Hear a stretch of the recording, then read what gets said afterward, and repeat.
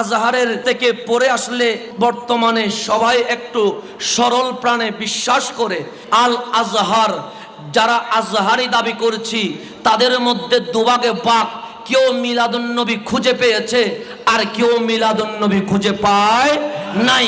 এখন নাই আর হার মাঝে আসলকে নকলকে চিনতে হলে আমাকে আবার আজহারের দিকে ফিরে যেতে হয়। এটি আজহারের পত্রিকা, নাম হচ্ছে সৌতুল আজহার, আজহারের আওয়াজ। এটা সাপ্তাহিক পত্রিকা সৌতুল আজহার, বের হয়েছে 6 রবিউল আউয়াল 2013 সালে জুমার দিন।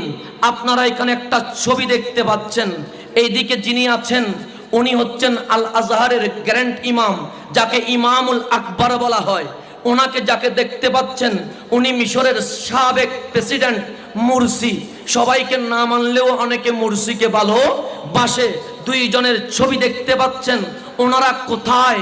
বলছে ফিল ইহতিফালি বিল মাউলিদিন নববী, ঈদে মিলাদুন নবীর মাহফিলে আজহারের শাইখুল আজহার মিশরের প্রেসিডেন্ট একসাথেই মিলাদুন নবী করেছেন। তাহলে এটা আজহারের পত্রিকা সৌতুল আজহার। এরপরে আমি আসছি, কারণ আমার দ্রুত করতে হয়। এটি শেষ পৃষ্ঠায় এখানে লিখছেন আল ইহতিফালু বিল মাউলিদিন নববী শরীফ, ঈদে মিলাদুন নবীর আয়োজন করা, সমাবেশ করা। বুঝে এখানে সওয়াল হচ্ছে হাল ইয়াজুজু আল ইহতিফাল বিমাউলিদিন নববী শরীফ। الاحتفال بالنبي صلى الله عليه وسلم بمولده الشريف جائز মিলাদুন নবীকে নিয়ে অনুষ্ঠান করা, মিলাদ করা, জশ্নে জুলুস করা জায়েজ আছে কিনা?